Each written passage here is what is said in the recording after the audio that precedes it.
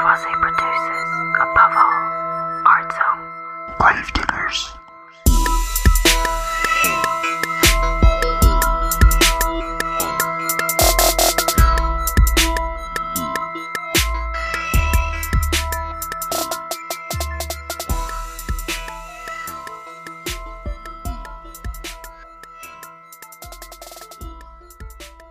Hello. Bonjour. Marhaban. Welcome back, everyone. Welcome back. Sorry, guys, if my throat sounds tight. It's because it literally is. I got to take the wee-woo bus to the hospital for an allergy attack, which is unfortunately part of the errand package. So it's likewise upsetting that as I was sitting in the back of an ambulance receiving treatment for anaphylaxis, I was worried about how I would pay for medical care instead of focusing 100% of my energy on, breathing. Yeah, I mean, this reminds me of that tweet where, some guy was, talking about universal healthcare, and this other guy replied to him being like, an ambulance isn't your personal cab to the hospital. And I was like, what the fuck is it then? Also, nobody thinks that. Yes, I personally love using the ambulance to go to the hospital. One of my favorite places in the universe to go to. Also, do you consider how maybe transport infrastructure is so bad that does seem appealing to people?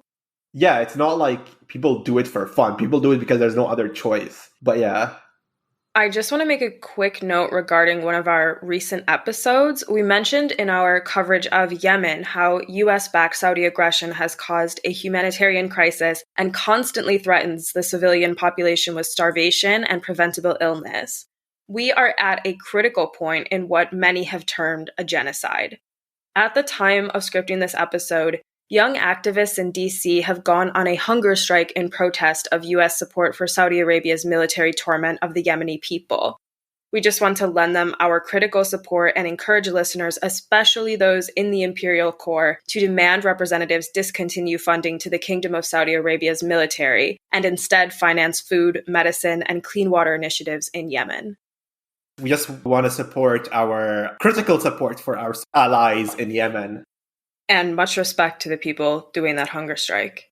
Oh, yeah. I mean, also it's Ramadan now, by the way. So Ramadan Mubarak to everyone who's observing. Yes. So let's get into Syria. This is going to be the least controversial episode you'll ever hear. One of my favorite sketch comedy groups, Foil, Arms, and Hog, does a bit called Problems with the UK, where they riff on how convoluted entities like the United Kingdom, Great Britain, and England, Scotland, Wales, and Northern Ireland can be. What do you mean UK? What's UK? UK is in United Kingdom. What, you never heard of it? England, Wales, Scotland, Northern Ireland.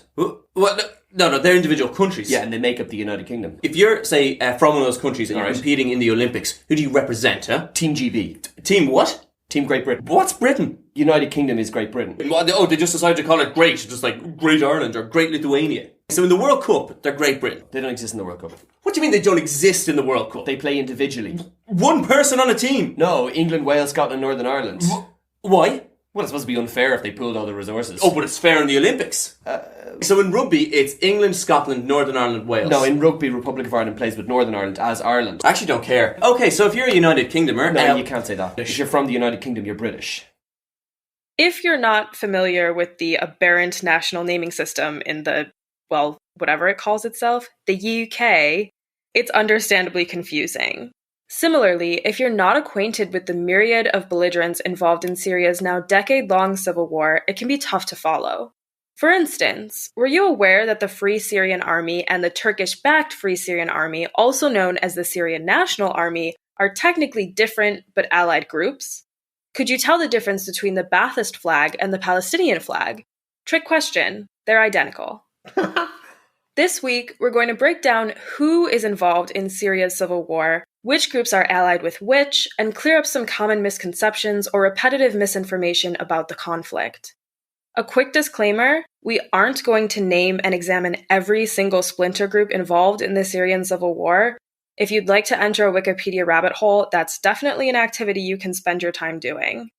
Today, we're mostly going to focus on the four major players, namely the government forces, opposition forces, autonomous administrations, sometimes erroneously called the Kurds, and the Islamic State. So this is going to be like the boxing introduction of the Syrian war.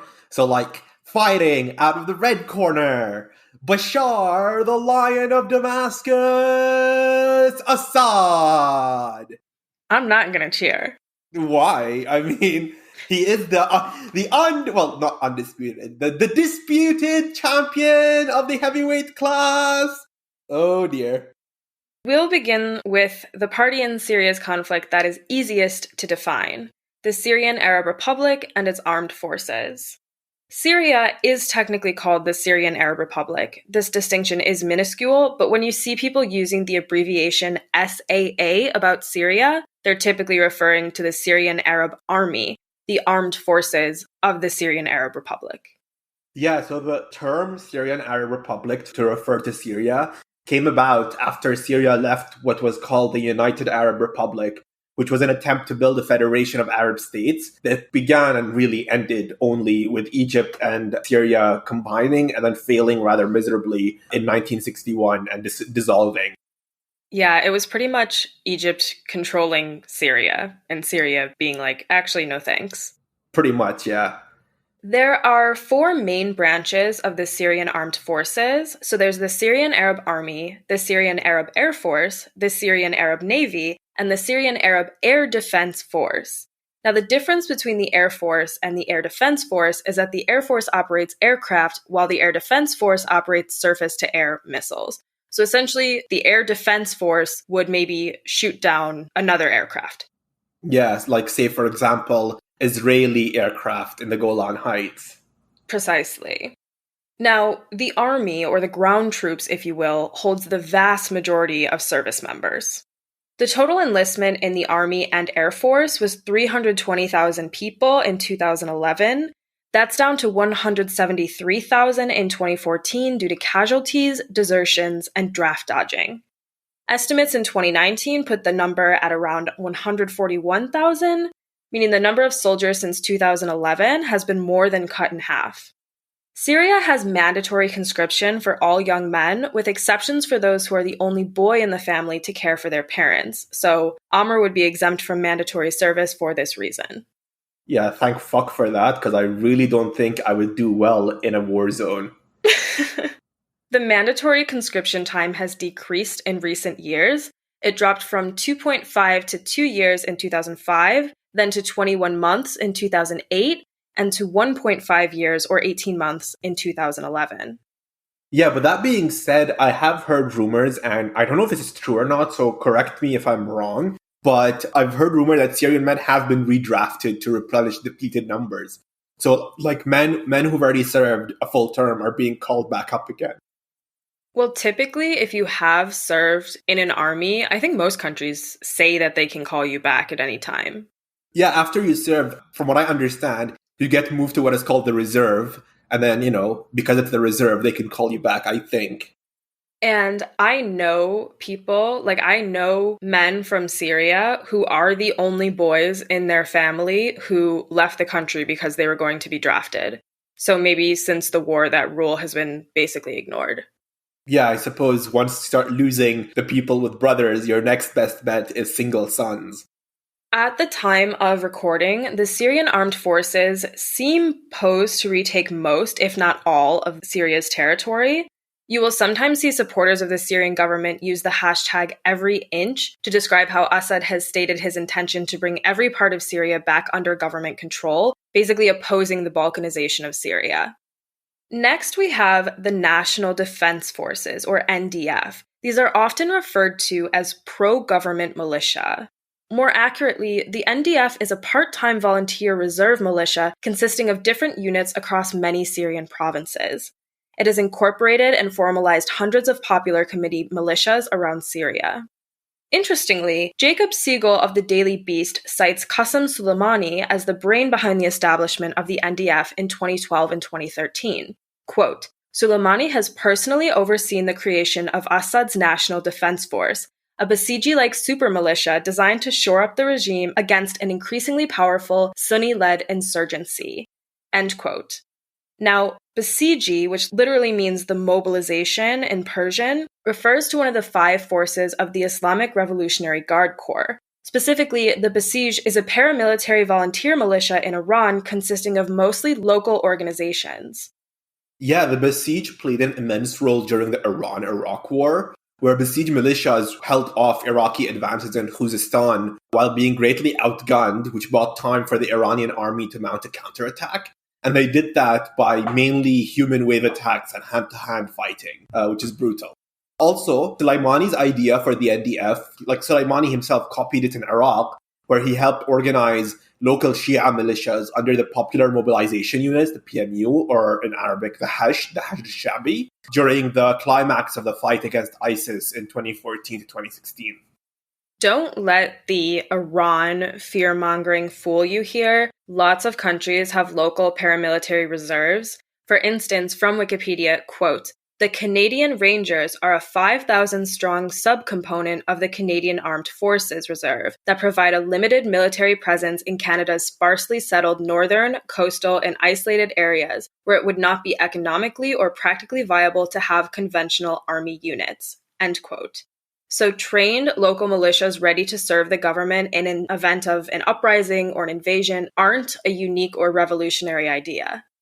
Yeah, I think personally, I think militias are a good idea in forming, from a leftist perspective, in forming revolutionary cadres and mobilizing people to learn to defend themselves, essentially. Oh, practically as well, it's a very good idea. I mean, if Qasem Soleimani did start these militias, which it sounds like he did, that's a smart idea. It has been working. Oh, yeah. Like, just tactically speaking.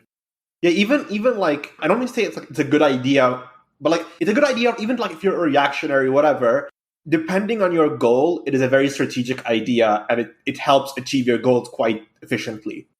Well, also, people might be motivated to fight for their own towns and their own communities rather than a national army where they're far outside where they've ever lived.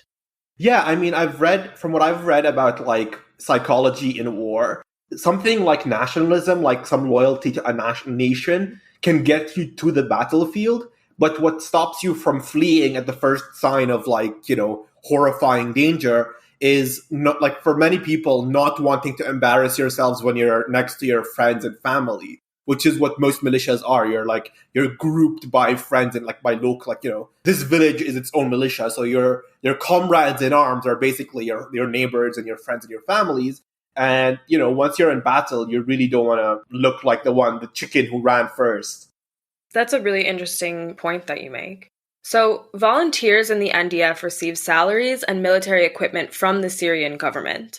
The NDF mainly acts as an infantry, fighting directly against rebels on the ground.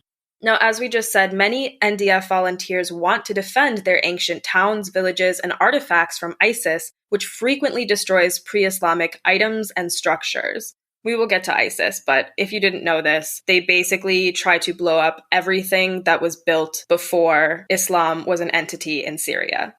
ISIS are cancelled, folks. The NDF has a 500-member all-female wing called the Lionesses of National Defense that mainly operates checkpoints around homes.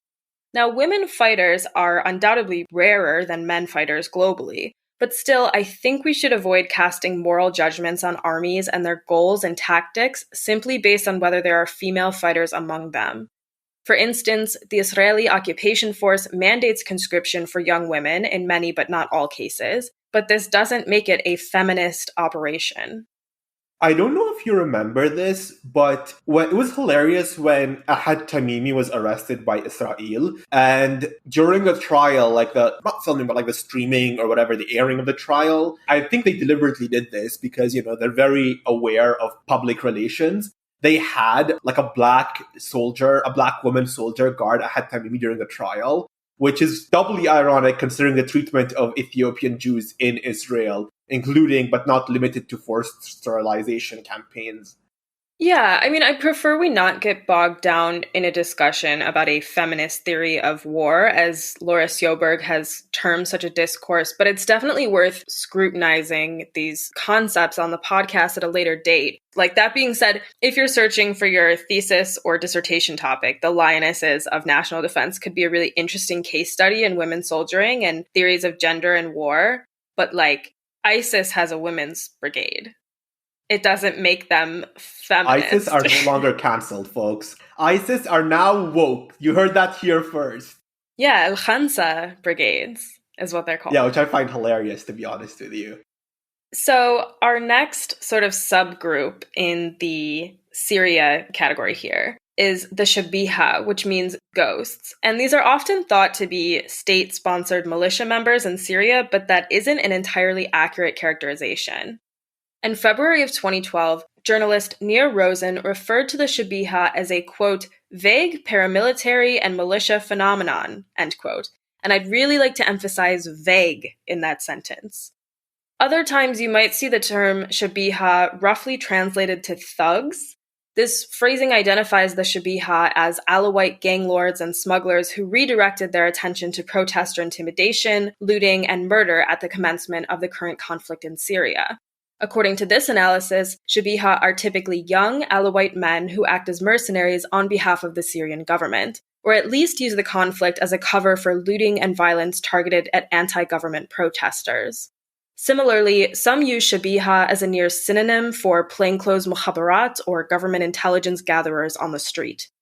Now, Swedish journalist Erin Lund has written that the term Shabiha is a derogatory catch-all for Assad supporters in Syria in an attempt to paint them as shady mercenaries. In the Aleppo governorate in particular, Shabiha has also described pro-Assad Sunni tribes such as al-Beri, al-Baghara, al-Hassasni, and al-Zaydo. In this sense, one might liken the term to traitor in the sense that Sunni tribes have aligned themselves with an Alawite-led government.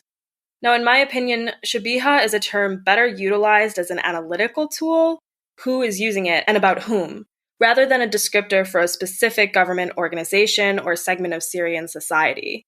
Shabiha, whoever they are, don't carry membership cards. It sounds like no one, or nearly no one in Syria, self-identifies as Shabiha.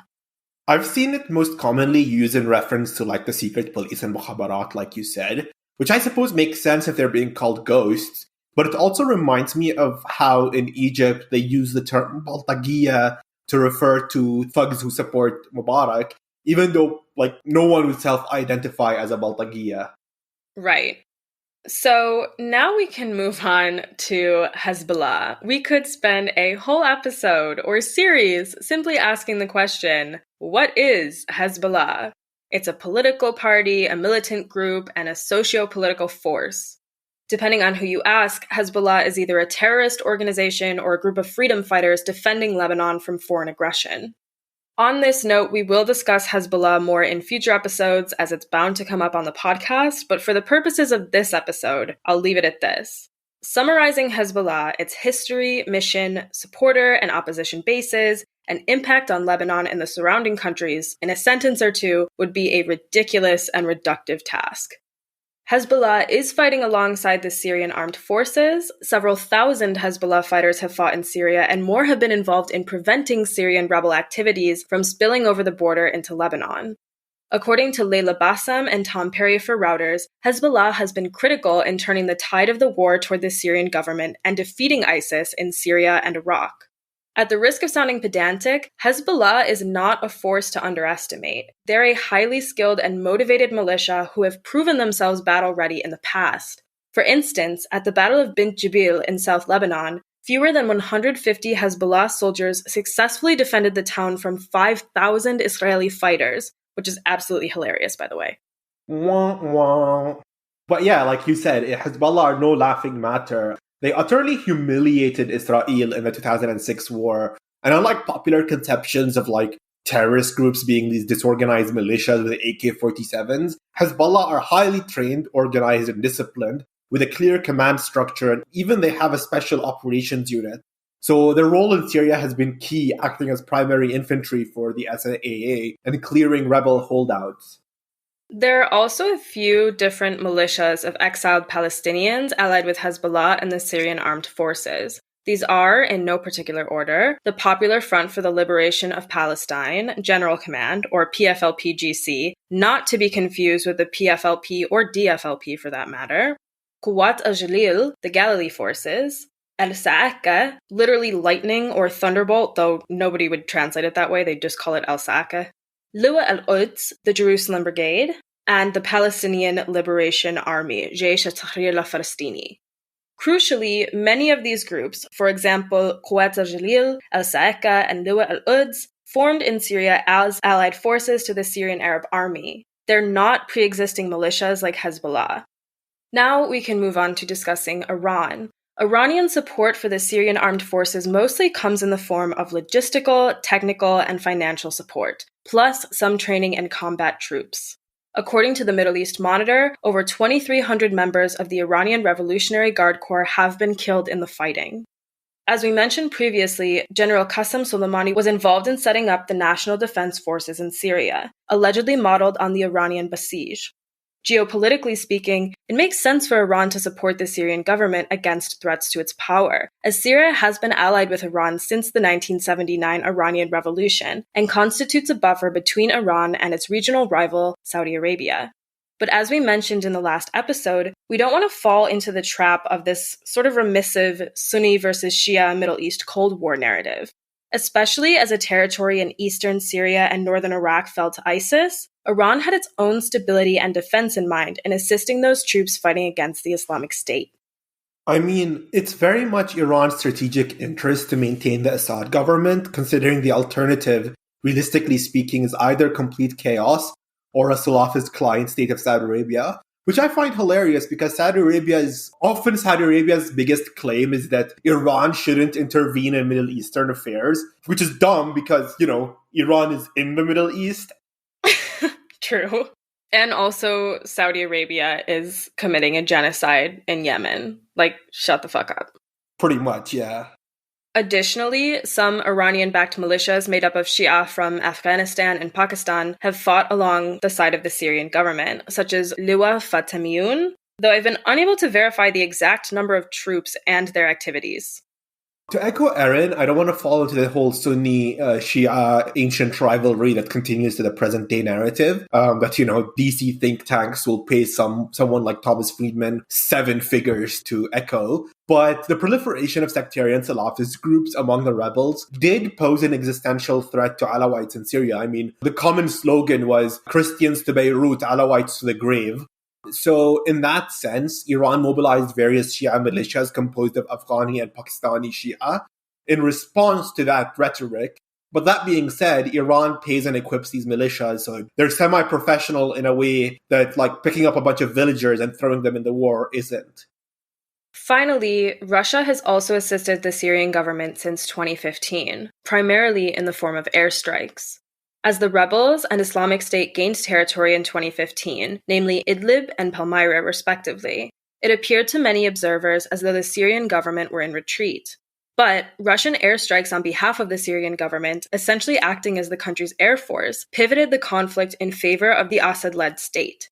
Yeah, I don't think it's possible to understate the importance of aerial superiority in this war. No, this was the deciding factor of the war. Yeah, I mean, that's when the war turned, in my opinion. Russian airstrikes have been beacons of controversy, as both Human Rights Watch and Amnesty International have accused Russia of targeting civilians. Despite these accusations, however, and let me be clear, any civilian life ended by war is an absolute tragedy. I think Western opposition to the Russian airstrikes in Syria is largely superficial at the government level. Since the Syrian conflict has led to the displacement of millions of Syrians, many of whom have become refugees, and the West clearly wants to accept as few as possible, thus dubbing the influx of refugees a crisis. It benefits Western governments if Russia does the dirty work of helping the Syrian government regain control of its territory, as whether you like it or not, and parties in the USA certainly don't, Assad is the most stable option. This is why, in my opinion, Western leaders like Obama backed down from his previous commitment to a resolute military response if the Syrian government were to cross a, quote, red line in using chemical weapons, and eventually distanced themselves from the Assad must go rhetoric. Yeah, I mean, it's just also pragmatically impossible because unlike Libya, where no-fly zones could be enforced solely by downing Libyan Air Force jets, any real application of a no-fly zone in Syria would involve the US and NATO actively shooting down Russian jets, which, by the way, Turkey has already done once or twice, accidentally, and I'm doing the air quote sign here, and the US really does not want to get dragged into a hot war with Russia. On a side note, if you haven't heard of the Assad curse, it's a phenomenon where anyone who once publicly stated that Assad must go or something to that effect has either died, been pushed out of office, or otherwise embroiled in some kind of shameful episode while Assad remains in power. The Lion of Damascus will strike again. Personally, I'm hoping Tom Cotton is next. Yeah, and personally, my favorite example of this is John McCain. He's a loser! He got captured! Bye-bye! Bye-bye, John! Oh my god.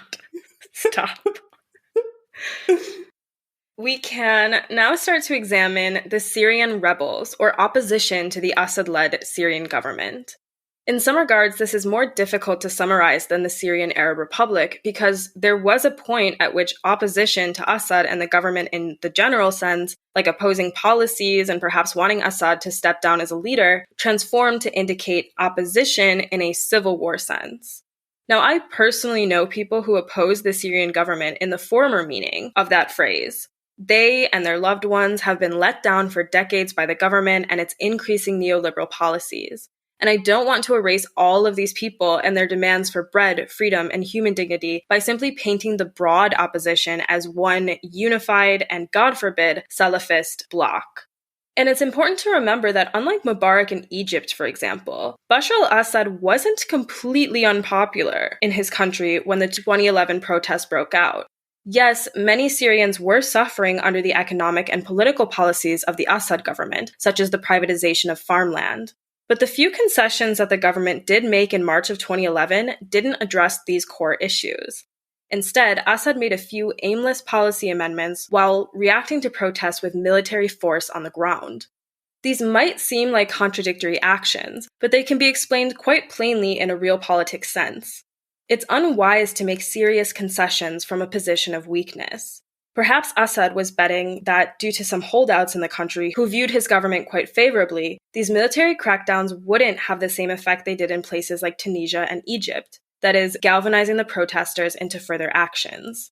But as we know, the opposition protests would see rapid increase in violence, boiling over into a full-scale civil war by the summer of 2011. So, we're going to tell you about some of the groups involved in the opposition to the Assad-led government. On the other hand, I do want to note here that while I don't want to generalize the Syrian opposition rhetorically as being entirely Salafist, it is important to recognize that as of now, that any moderate or pacifist opposition such as it's ever existed are political non-entities. The only real coherent opposition to Assad as of now is jihadist in nature. Right, as in like a formal party of opposition, an army of opposition. There are plenty of people who oppose Assad as in like they do not like him. But not as a party, yeah. Right. So before we dive into the different opposition militias, we must first look at the Syrian National Council. Formed mostly by Syrian exiles in August of 2011, the National Council is a coalition of anti-government groups seeking to end Assad's tenure and establish a new government in Syria. In November of 2012, the National Council and other opposition groups united to form the National Coalition for Syrian Revolutionary and Opposition Forces, which then created the Syrian interim government and became recognized as the legitimate government of Syria in exile by several Gulf states. The SNC has links with the Free Syrian Army and intends to include them in a future Syrian military council. Though these groups still technically exist at the time of recording, it appears as though they're unlikely to ever achieve their goal of becoming the actual government within Syria. However, the tides have turned several times throughout this conflict, and I'm reluctant to say that anything is impossible, but I will go on the record saying I would be shocked if in the next few years we saw Assad overthrown and replaced specifically by this council/coalition/interim government. Place your bets now, folks. Bad odds now, but, you could get decent returns if it ever happens. But ironically enough, the SNC and their FSA proxy, which we'll get into in a second, used the flag that was Syria's during the French Mandate period, green, white, and black horizontal stripes with 3 stars in the middle white stripe, which personally I find hilarious because much like the Libyan opposition using the Libyan monarchy flag, the Syrian opposition prefers to recycle old symbols rather than create new ones, and often in a reactionary sense. With this, we can discuss the most well-known oppositional militia to the Syrian government, which is likely the Free Syrian Army, or FSA.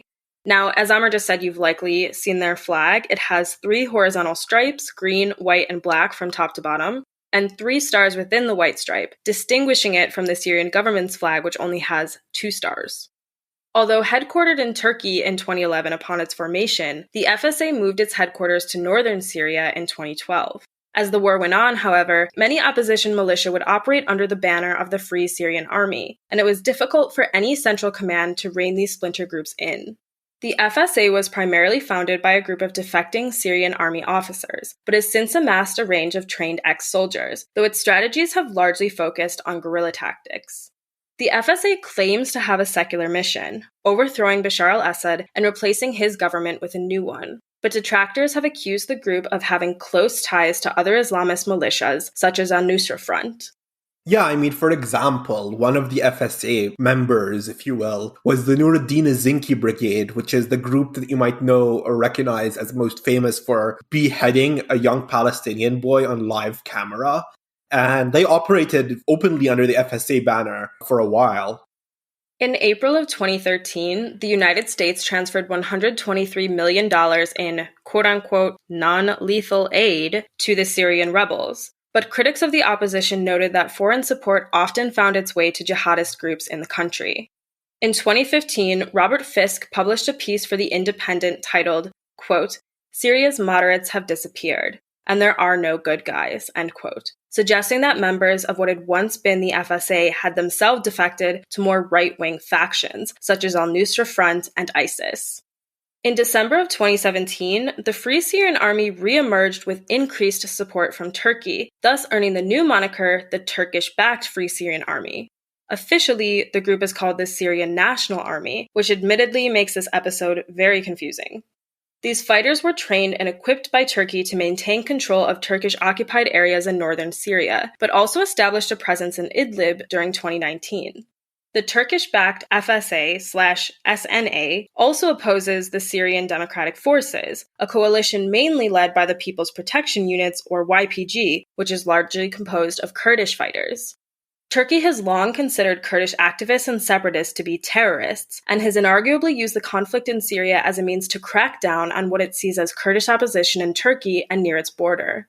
Yeah, core to this belief is that Turkey's conflict with the Kurds in its own territory, who operate under the banner of the Kurdistan Workers' Party, the PKK. And Turkey insists that the YPG in Syria is a branch of the PKK and not a separate entity, and hence uses that very tenuous link to justify its military action against the YPG. But we'll get to this when we go deeper into the Rojava faction.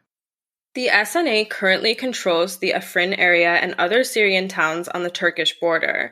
You likely heard about this takeover when the United States, after supporting the Kurds as part of an anti-ISIS coalition in the area, then abandoned them to be taken over by Turkey. Yeah, so the SNA's takeover of Afrin involved incidents of sexual violence and ethnic expulsion of Kurds from their homes.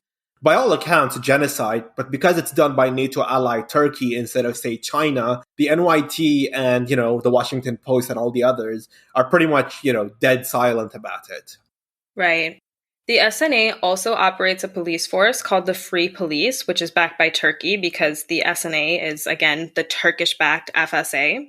So, if you don't like the idea of a secular or supposedly secular opposition to the Assad-led Syrian government, then there are plenty of Islamist militias you could join.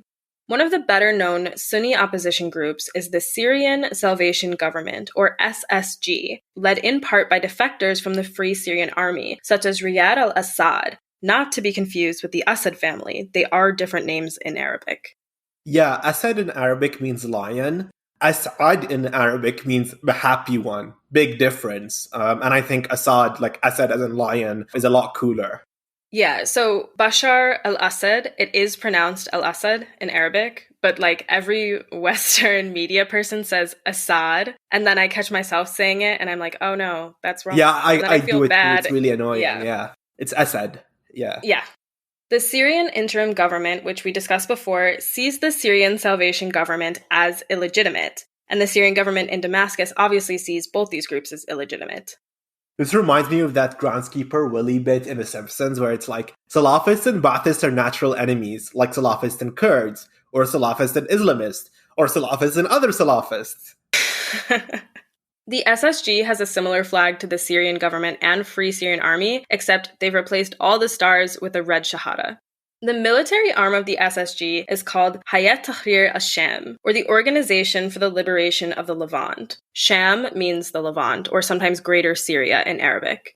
The group was formed in 2017 as a merger between other Islamist groups in Syria, including Jabhat Fatah al-Sham, which was formerly known as Al-Nusra Front. Now, don't worry if these names and transitions are difficult to follow. They are changing quickly in real life, and it's possible that by the time this episode comes out, Hayat Tahrir al-Sham will have rebranded into Lajnat al-Kalab al-Islamiyya or something ridiculous. Yeah, the Salafist opposition in Syria rebrands on a weekly basis. Basically like the new Coke of Syria's civil war. Just slap a new logo and a name on that bad boy, and suddenly they can skirt US embargoes because if they're no longer listed on a terrorist group, technically. So they're entirely new organizations that can get, like, Stinger missiles or whatever. Right. So technically, some of these groups don't exist anymore. But, they do. They literally just change their name. Yeah, and sometimes change their flag, too.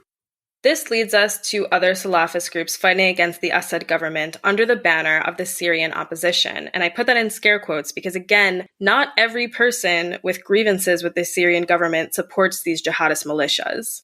If you look for statistics on what percentage of the Syrian opposition constitutes Islamist factions or troops, you'll be hit with walls of numbers ranging from around 40 to 70%. And while there is great range there, even the low estimate of 40% cannot be ignored. Additionally, the degree to which these Islamists or jihadists might want to see Islamic law applied in Syria differs. Yeah, and a grimly hilarious example of this is the difference between Hayat Tahrir al-Sham and ISIS. So, whereas ISIS just wants to kill all religious minorities, especially non-Sunni Muslims, but generally speaking, anyone who isn't a Sunni Muslim, Hayat Tahrir al-Sham claim to be moderate insofar as they prefer enforcing conversions to, outright executing people. So, pick and choose your poison, I suppose. Even researching deaths of jihadists killed in fighting against Syrian government forces is difficult because, do you include ISIS? They are certainly jihadists and oppose the Syrian government, though they also oppose pretty much everyone who is Shia or ethnic minority or even the slightest bit more secular than them. So these statistics are really difficult to find. Yeah, keep in mind that ISIS, when we say anyone the slightest bit more secular than them is considered a heretic, for ISIS, someone like Hayat Tahrir al-Sham might as well be Maoist to them. The best known Islamist group in the West, other than ISIS, is likely Jabhat al-Nusra or Al-Nusra Front, which is sometimes referred to as Al-Qaeda in Syria. Now, as we mentioned before, Al-Nusra has changed its name several times, so for the sake of clarity, we'll simply refer to this group as Al-Nusra, except when specifically noting such a change. Now, at first, ISIS released an announcement that Al-Nusra was its branch in Syria, but then the leader of Al-Nusra denied this, stating that the group is loyal to the international Al-Qaeda. We've discussed Al-Qaeda on the podcast before, but despite its strategically complex attacks, most infamously 9/11, the group operates more as a multinational network than a scrupulously organized single cell. It has a leader, Ayman al-Zawahiri, but it hasn't acted on the goal of creating an Islamic caliphate the same way ISIS has attempted for the better part of the last decade. Yeah, Al-Qaeda in a sense operate as a dispersed corporation, much in the same way as a fast food organization would. So in other words, it has franchises in various regions that operate under its umbrella with the same general, recipes, if you want to call that, but with distinctly independent local policies and goals and so forth. The same way all McDonald's serves Big Macs, but then franchise McDonald's are run by independent people like business owners and so on. Right, exactly. Al-Qaeda in Arabic literally means the base. Yes, which I find hilarious because there's also a far-right white supremacist terrorist group called The Base in English. So here's that. Really? Yeah, and it's mostly in America, but I do believe they have branches in Canada as well. So, while some FSA fighters defected to al-Nusra, others report feeling as though the Syrian uprising were usurped by jihadists. Clearly, different groups have different goals for the future of Syria. Our next coalition in Syria's war is that of the Autonomous Administration of North and East Syria, more commonly known as Rojava. You may have heard these forces generally described as the Kurds, and while they are mainly Kurdish, they also count Arabs, Assyrians, and Turkmen in their ranks, along with a number of foreign volunteers. The best-known fighting allegiance in this region is the Syrian Democratic Forces, or SDF. The SDF is composed of a number of militias. Most fighters are Kurds, but some are also Arab and Assyrian or Syriac militias, Armenian, Turkmen, Chechen.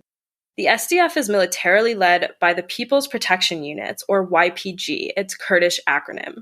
While the YPG is mostly made up of Kurds, and again, often goes down as a Kurdish militia, as many as 40% of its fighters come from other ethnic groups. The YPG also has a sister militia known as the YPJ for women fighters. Yeah, so initially the SDF was formed as a vehicle to legitimize the YPG in the eyes of local Syrian Arab populations. In other words, it was a strategic decision because the YPG knew that they can't just roll up to Raqqa because local ethnic tensions would make that untenable. So they formed the SDF umbrella to include allied Arab fighters who can spearhead the fight in ethnically Arab regions of the conflict. The militias making up the SDF, including the YPG, have mainly leftist and democratic confederalist political leanings. Though many of the fighters take issue with the Assad-led Syrian government, the group has spent most of its time fighting al-Nusra and ISIS, and, more recently, Turkey, as it occupies parts of northern Syria. The SDF and its political wing, the Syrian Democratic Council, support a more federalist Syrian state, meaning that different regions, like the mainly Kurdish, Assyrian, and Yazidi Northeast, would have a greater degree of autonomy. The Syrian Democratic Council has been excluded from peace talks like Geneva III in March of 2016 due to objections from Turkey. Now, the Turkish state opposes Kurdish separatism or autonomy and has designated many Kurdish political or military groups as terrorists. This creates a conundrum for powers like the United States, as the US arms the Kurds in Iraq and Syria, while Turkey, a NATO member, considers these same groups terrorists. Yeah, this actually leads to a whole mess of contradictions. Turkey considers the YPG as a branch or extension of the PKK, which is seen as a terrorist group. The US, on the other hand, lists the PKK as terrorists, but not the YPG/YPJ in Rojava, but it considers the YPG and YPJ in Afrin to be PKK adjacent, even though they're the exact same organization. The SDF and the SDC have been completely excluded from peace talks, even though they did most of the heavy fighting in defeating ISIS and liberating Raqqa. Now, despite this, the Syrian Democratic Council has declared an autonomous federation in northern Syria, but it remains to be seen whether this is actually a viable project. I suspect the Turkish excursions into Syrian territory could spur what previously seemed like an unlikely alliance between the Syrian armed forces and the SDF. Neither of these parties want Turkey controlling Syrian Kurdish areas like Afrin, but these groups also had a common goal in defeating ISIS and didn't really team up much during the last decade. I do think Turkey has two big concerns with regards to the SDF and SDC. Firstly, if you believe that the umbrella is compromised by its involvement with the YPG, then it does not want the YPJ to establish YPG/YPJ to establish an autonomous foothold in northern Syria, right up against the Turkish border, because that could also be a place for the PKK to flee into and organize in their war against Turkey, like the Turkish state in Turkey. It also does not want the SDF and SDC to successfully organize an autonomous region, because such a success might actually prove an example for Turkey's own Kurds and, give them funny ideas about independence. Right. And speaking of Kurds in Syria, in Iraq, and in Turkey, there are intra-Kurdish conflicts, and referring to one militia or coalition as the Kurds is reductive in that it ignores how Kurdish parties in places like Syria and Iraq often have very different goals. Yeah, I mean, for example, the KDP in Iraq are led by the Barzanis, who are quite friendly with Turkey, actually. And the Barzani-based KDP have engaged in conflict with the YPG-YPJ, which shows that reducing people to ethnic loyalties is quite absurd. Right. Any sort of analysis that reduces a whole ethnic group to like a hive mind, you should really take with a huge grain of salt. Pretty much, yeah. So, at this point, and really in 2019, Rojava has basically been squeezed out by Turkey. Patrick Coburn writes, quote, "The fate of the Kurds is a tragedy, but an inevitable one. Once ISIS has been defeated in the siege of Raqqa in 2017, there was no way that the US was going to maintain a Kurdish statelet beset by enemies on every side. For all their accusations of American treachery, the Kurdish leaders knew this. But they did not have an alternative protector to turn to, aside from Russia and Assad, who were never going to underwrite a semi-independent Kurdish state." End quote. Recently, the SDF actually has formed closer ties with Russia, as it has been basically abandoned by the United States. Now, when the US troops suddenly pulled out, Russian troops moved into these bases without firing any shots. And there are videos online where you can see Russian soldiers looking at what the Americans just left at the bases, right down to cold Coca-Cola in the fridge. Like, it's really incredible how quickly they just ditched once ISIS had been defeated, save for a few remaining cells and suicide bombers. Finally, we can discuss the group pretty much everyone agrees are the villains of the Syrian civil war. ISIS, also known as the Islamic State of Iraq and the Levant, the Islamic State of Iraq and Syria, and Daesh. So in a sentence, ISIS is a Sunni fundamentalist militia whose stated goal is to establish, maintain, and grow its own state, known as a caliphate.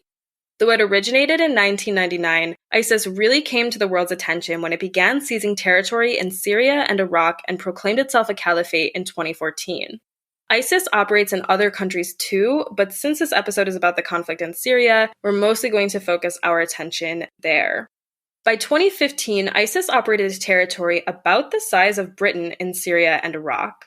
At the time of recording, the terrorist group has lost this territory, save for a few pockets here and there. But this doesn't mean its members or their extreme ideologies have disappeared. Most of the group's top officers were former advisors to Saddam Hussein. We've discussed this on the podcast before, but following the US invasion of Iraq and toppling of Saddam's government, the country was de-Baathified, and that former government employees were banned from ever holding those positions again. This led to resentment among many of the former military elite, some of whom found positions of power within the ranks of ISIS. Yeah, so just to know, the ISIS we know from the news, they sprung out of Al-Qaeda in Iraq and involved many top Iraqi Ba'athist officers who ironically enough concocted the AQI or ISIS idea, having met up with each other in US prisons during the occupation of Iraq. And ISIS ended up splitting off from Al-Qaeda largely due to a conflict in aims. So while Al-Qaeda prefers acting as an insurgency, ISIS aimed to establish a state with territory. And in that sense, it wanted to control land on a map, which is really stupid because it basically made itself static and open to attack. ISIS has also been able to convince tens of thousands of foreign fighters to join because of its strict adherence to Islamic law, or Sharia. I am personally darkly fascinated by Westerners who leave relatively safe societies to join the Islamic State. I could spend hours upon hours reading about these people and why they do something that to me seems completely illogical. We will be discussing this in the future on the pod, so don't worry. Now, ISIS claims there are no nation states, only the Islamic State. Either you are an ISIS member or an infidel. Technically, ISIS members can be from any part of the world, but they must adhere to the strict version of Sunni Islam preached by the group and its leaders. Yeah, I mean, Khalif al-Baghdadi once said that there is no Syria or Iraq. All lands belongs to Allah alone. And I think on the takfiri note, just to clarify, takfir means to declare someone an infidel. And ISIS operate by the same principle that Sayyid Qutb proposed in Egypt in the 15th and 60s. And I'm going to summarize heavily here, but I find it interesting because up until then, there was a general aversion to killing other Muslims under the notion that Muslims shouldn't kill each other. But Qutb, a preeminent Islamist thinker associated with the Muslim Brotherhood, posited in his manifestos that Muslims that do not adhere to the strict interpretation of Islam, that he argues is the only Islam, are living in a state of jahiliyyah or ignorance, which is a state that compares them to the infidels of Muhammad's time and thus legitimate targets of violence. Amr is definitely the one better post to talk about Islamic philosophy. But it's quite interesting reading about ISIS's establishment of a caliphate and how technically, like al-Baghdadi being descended from the tribe of Muhammad, fits the bill for a caliphate. Oh, yeah. I mean, he assumed legitimacy strictly through the fact that he claims to be a Hashemite, which I think is hilarious because, I don't think there are DNA tests to compare or whatever. Now, without going into graphic detail, ISIS enforces its rule with medieval-like torture, including stoning, dismemberment, and beheading. ISIS is also known for its propaganda showing these brutal events, including filming and publicizing executions. ISIS has largely been defeated by the Syrian armed forces with assistance by Russian airstrikes, the SDF, an anti-ISIS coalition led by the United States. But that doesn't mean the ISIS problem has ended. The question lingers of what to do with ISIS members who have been captured or fled to camps, especially those from other countries. Should they face charges in Syria, Iraq, or an international court? Should they be repatriated to their countries? These questions are best left for a future episode, and that future episode is coming next week, so be excited. Yeah. So at the present time, April 2021, it appears as though the Syrian government controls somewhere between 60 and 70% of Syrian territory, and that number is growing. It also seems in some areas the fighting has effectively become a stalemate. Though the war is ongoing, violence, especially by the Islamic State, appears to be waning. We must not forget that more than 11 million people have been displaced by the conflict in Syria, about half of whom fled the country entirely. Although some have returned to their homes, many have nothing to return to. Their communities have been destroyed by the violence. Meanwhile, many have been demonized at every turn as countries find excuses not to take them in. And I really want to leave the episode on this note because these are the victims, the millions of victims of the Syrian civil war. So, if you like the podcast, you can find us on patreon.com/dascriminal. We have a very exciting bonus episode this month. So the bonus episode is going to be on the Hillsborough Stadium crush, the anniversary of which was on April 15th, which was last Thursday, I believe. It's a story of how demonizing and criminalizing the working class in the north of England led to a massive cover-up in the failures of the authorities that led to 96 people dying in a football match. Yeah, so if you hate Maggie Thatcher, which you should, subscribe to our Patreon. Yeah. We have an upcoming episode on the Bethnal Green trio, which I am drafting now. I have been wanting to do this case since we started the podcast, so I'm very excited for it. I'm excited too, but I'm also excited about Hillsborough. Yeah. We are ending our Arab Uprising series shortly, probably with that episode. So if you've been wanting to request a different case from us, now is a great time. We have some fun ideas for upcoming episodes, but we love hearing from you. Yeah, so until next time, everyone. Ciao. Bye.